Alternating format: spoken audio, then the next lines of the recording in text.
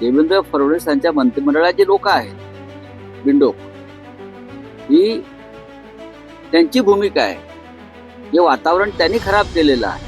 एखादा वेडा असतो ना तर सगळे वेडे दिसतात. त्याच्यावर तुम्ही आता याचा आंदोलन करू अर्थ काढायचा अर्थ काय? आणि मग सातत्याने नैराश्यातून ह्या कुठल्या ना कुठल्या भूमिका ही व्यक्ती महाराष्ट्रामध्ये पेरत असती, टीव्हीवरती बोलत असते, कुठल्याही जिल्ह्यात जाणार, कोणाबद्दलही काही बोलणार. सरकारमध्ये सगळे हुशार होते असं त्यांचं म्हणणं आहे का?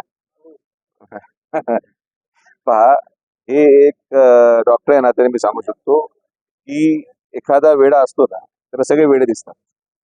त्याच्यावर तुम्ही आता याचा आंदोलन करू अर्थ काढायचा अर्थ काय? ज्या वेळेला संपूर्ण ते लोक ज्यावेळेला सर्व असे हिंदुत्व सम्राट बाळासाहेब ठाकरे होते, त्यावेळेला ते सगळे लोक काम करत होते. तोपर्यंत त्यांना हिंदुत्व महत्वाचं वाटत होतं. पण जेव्हा आता कुठेतरी त्याचं विलीनीकरण झालंय, काँग्रेसमध्ये गेल्यामुळं, विलीनीकरण झाल्यामुळं आता कुठेतरी ते विचार बदललेत. त्यामुळे त्यांना फार त्या गोष्टीचं महत्व हे वाटत नाही.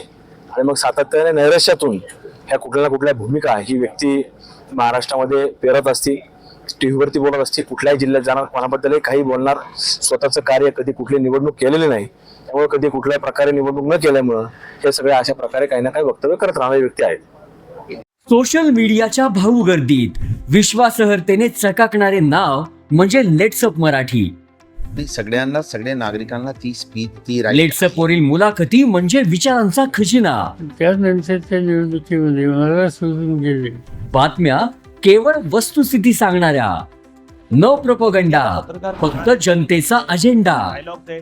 क्योंकि आने वाला कल जाने वाला है, जाने वाला कल आने वाला है. राजकारण, मनोरंजन असो की क्रीडा क्षेत्र, महाराष्ट्राची स्पंदने संवेदनशीलतेने टिपणारे माध्यम म्हणजे लेट्सअप मराठी.